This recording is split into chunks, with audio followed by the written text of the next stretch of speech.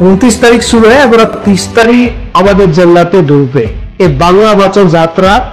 যখন আমাদের জেলাতে ঢুকবে আমরা আমাদের জেলার গতভাবে আমরা প্রস্তুতি নিয়েছি। এই দলের লড়াই, গোটা রাজ্য জুড়ে যে লড়াই, তার লড়াইয়ের সাথে আমার জেলার বিভিন্ন ইস্যুটাকে কিভাবে পঞ্চ করা যায় সেটা নিয়ে আমরা একদম নিচে লেভেলে প্রস্তুতি আমরা শুরু করেছি।